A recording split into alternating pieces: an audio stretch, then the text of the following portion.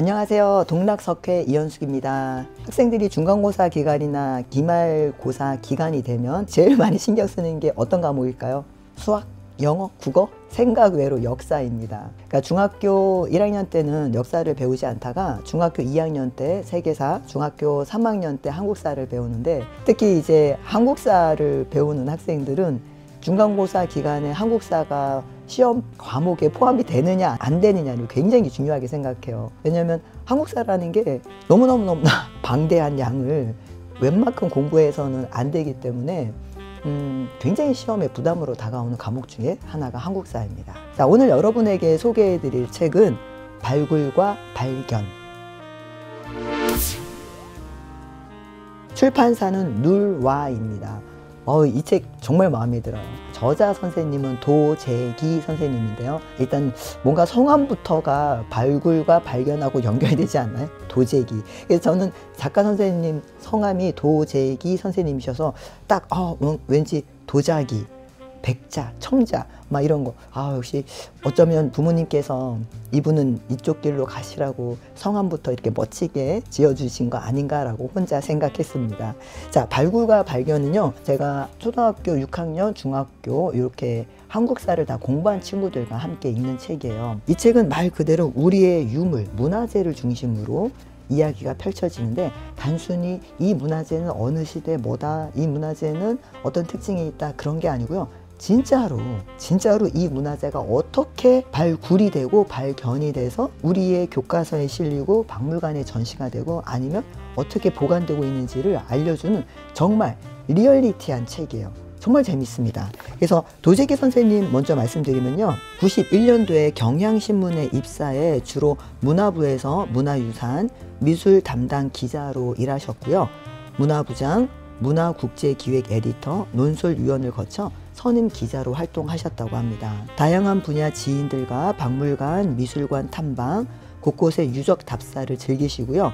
청동기 시대 유적 발굴 조사 현장, 경기 용인시 1997년과 북한의 문화유산 유적 답사 1998년에 특별한 경험을 계기로 유물 유적을 다시 보게 되어서 그때부터 유물 유적 관련 글을 쓰시게 되었다고 합니다. 글 쓰는 기자로서 문화유산의 가치와 의미의 대중화에도 관심이 많고요.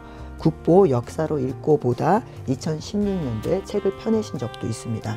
자, 그래서 제가 도재기 선생님의 글을 읽으면서 느꼈던 거는 기자분 특유의 깔끔하고 정돈된 글 스타일, 그래서 글의 내용이나 흐름이 굉장히 편합니다, 읽기에. 그리고 무엇보다도 기자분들의 글에는 핵심이 있잖아요. 기자분들이 이 글을 통해서 전달하고자 하는 포인트가 아주 정확하게 전달이 됩니다.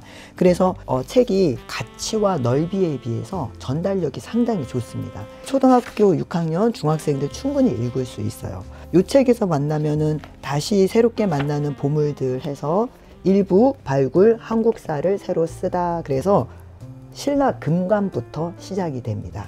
그리고 2부는 한국사를 다시 보다, 방구대 암각화, 그 다음에 충주 고구려비 나오고요. 3부는 재발견, 한국 문화를 이어가다 라고 해서 3부에서는 백자 달항아리, 그 다음에 옛문이 고려청자, 이렇게 부가 나뉘어져 있습니다. 전체 1부, 2부, 3부. 사실 저는 이 책을 고르기 전에 다른 책과 비교하면서 한국사를 공부한 친구들한테 역사 순서대로 문화유산을 좀 이렇게 소개하면 어떨까라고 해서 책을 골라봤는데, 목차를 처음에 보고는 이 책이 제가 의도한 그 시대별 유물하고 연결이 될까라고 걱정을 했었는데 그러지 않더라고요. 읽어보니까 꼭 시대별로 딱딱 뭐 고인돌부터 시작해서 청동기 이렇게 나가지 않더라도 충분히 시대 상황이나 발굴의 장면을 잘 보여주고 있어요. 여기 신라 금관, 그래서 신라 금관이 어떻게 해서 발견이 됐고, 재밌었던 거는 주막 옆에서 아이들이 옥구슬 갖고 놀다가 발견됐다고 한 게 정말 재밌었습니다.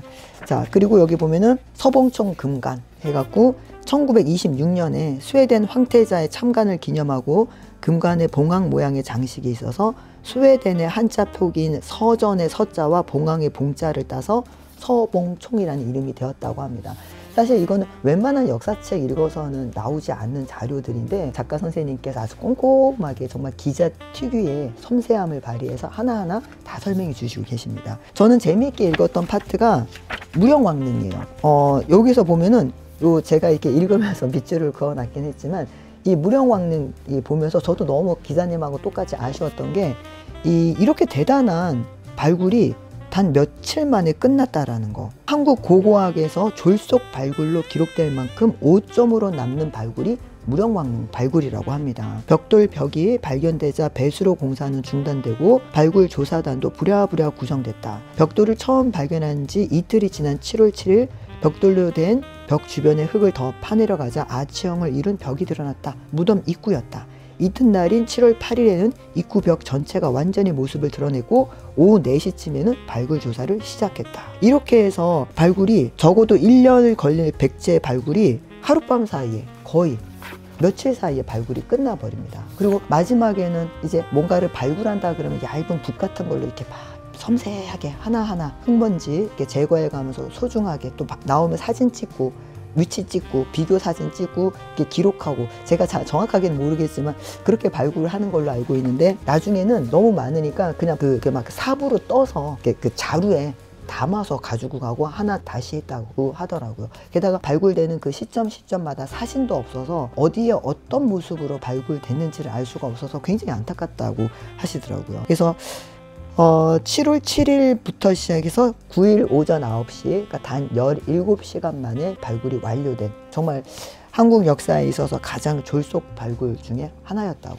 해요. 그래도 이 무령왕릉이 대단한 게 우리가 고분이라 그러는 건 옛날에 돌아가신 분들의 무덤을 고분이라고 하잖아요. 그런데 무령왕릉, 제가 한국사를 가르칠 때 아이들한테 무령왕릉 하나만 왕릉이고 나머지는 다 천마총, 이제 무용총하고 총이 붙잖아요. 그 무덤의 주인이 누구인지를 몰라서 그렇습니다. 그래서 무덤의 주인이 확실하면 무령왕릉하고 릉이 붙는 거고, 확실하지 않을 때는 무덤에서 발굴된 여러 유물 중에 가장 독특한 유물을 가지고 이름을, 천마총은 말 탈 때 다래라고 있죠. 이렇게 말 위에다 이렇게 덮어 씌우는 건데, 말이 달릴 때 흙먼지나 물방울이 튀지 말라고 이렇게 덮어 씌우는 다래에 하늘을 나는 하얀색 말이 그려져 있어서 천마총입니다. 재미있는 건 그 말 다래를 자작나무 껍질로 만들었대요. 자작나무 껍질이 기름기가 많아서 그렇게 제작을 해놔도 굉장히 오래 간다고 해요. 그래서 천마총은 그렇게 해서 이름이 지어진 거죠. 무령왕릉은 여기 보면 지석이 있고, 지석도 나오고 발굴을 통해서 확실하게 알 수 있는 유일한 무덤입니다. 그래서 이 책은 유물과 유적을 새로운 시선으로 볼 수 있는 책이에요. 그러니까 저도 공부나 한국사 검정 시험을 위해서 이렇게 학생들을 지도를 해보면 학생들이 가장 어려워하는 건 유물 유적 파트입니다. 왜냐하면 시대별로 유물도 많고 차이점도 많고 뭔가 암기해야 될 것도 너무 많은데 늘 일상적으로 보는 게 아니라 어쩌다 한번 책을 통해서 사진을 통해서 보니까 아이들이 굉장히 힘들어하고 조금은 부담스러워하는 파트인데, 발굴과 발견이라는 책으로 하나하나 이게 어떻게 이 세상에 나왔고 이게 어떻게 이 자리까지 왔고를 아이들과 같이 공부하니까요, 유물 유적 하나하나를 아이들이 굉장히 입체감 있게 생각하고, 그리고 의미를 새롭게 새기는 그런 좋은 기회가 될 수 있는 책입니다. 그래서 새롭게 살펴볼 국보, 보물, 다채로운 문화유산을 기자분의 섬세한 필치로 하나하나 다시 재조명해 볼 수 있는 책입니다. 권장 연령은, 저는 이게 한국사를 좀 통사로 쭉 공부한 친구라면 초등 고학년부터 충분히 읽을 수 있는 책입니다.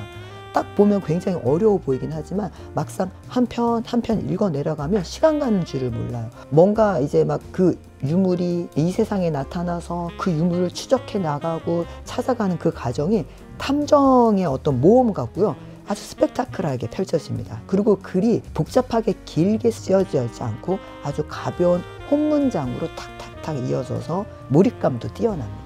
자, 그리고 중학생이라면 뭐 더 말할 것도 없고요. 우리 학교 생활기록부의 독서 기록란에 발굴과 발견, 이 책 충분히 들어가도 훌륭한 책이라고 생각됩니다. 자, 여러분 어떠세요? 발굴과 발견을 통해서 역사 지루하고 따분하다 생각하지 마시고 마치 발굴 현장에서 그들과 같이 붓을 들고 하나하나 살펴보는 기분으로 한 편 한 편, 한 점 한 점 다시 한번 우리의 유물과 유적을 살펴보시는 기회 가지시면 어떨까요? 성인분들은 정말 취미 독서로 편안하게 읽기에 참 좋고, 중고등학생들은 유물 유적을 보다 본격적으로 진지하게 공부할 수 있는 기회를 줄 수 있는 책이라고 생각합니다. 예, 발굴과 발견, 누라출판사 도재기 저자 선생님의 책이었습니다. 여러분 도움이 되셨다면 좋아요와 구독 부탁드립니다. 예, 지금까지 동락석회 이현숙이었습니다.